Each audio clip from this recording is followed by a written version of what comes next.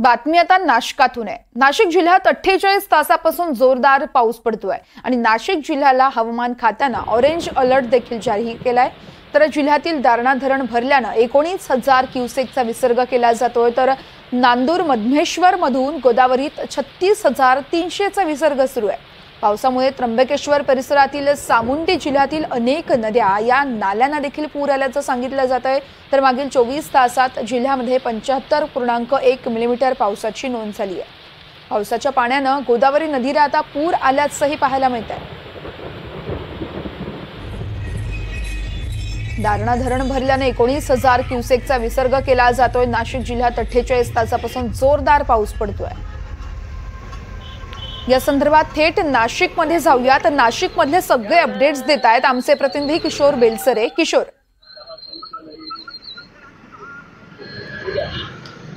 वर्षा गेल्या 48 तासापासून आपण बघू शकतो नाशिक जिल्ह्यात जोरदार पाऊस होत आहे।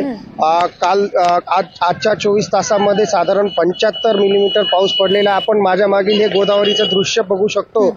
शहरातून वाहणारी ही गोदावरी यामध्ये हे पुराचं पाणी आहे आणि अद्यापपर्यंत गंगापूर डॅम मधून हे पाणी सोडलेले नाही। परंतु गंगापूर डॅम देखील आता शहरवासियांची ज्याच्यावर पाण्याचा प्रश्न असतो महत्वाचा ते देखील 75% आता भरलेला आहे।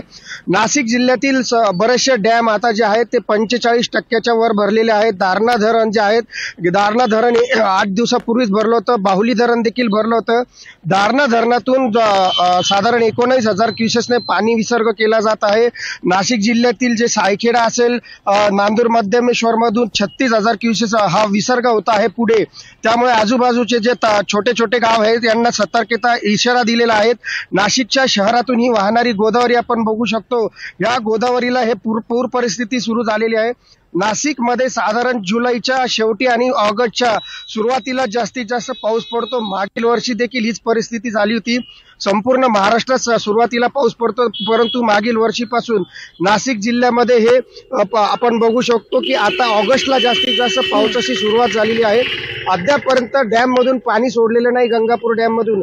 मात्र आता हे पूर परिस्थिती जे आजूबाजूच्या नाल्यांना जे पाणी साचत आहे ते गोदावरीमध्ये येऊन हे पूर परिस्थिती निर्माण होत आहे। वर्षा, निश्चितच किशोर, या संदर्भातले प्रत्येक माहिती तुमच्याकडून जाणून घेत राहणार आहोत। तुर्तास धन्यवाद तुम्ही दिलेल्या सविस्तर माहितीसाठी।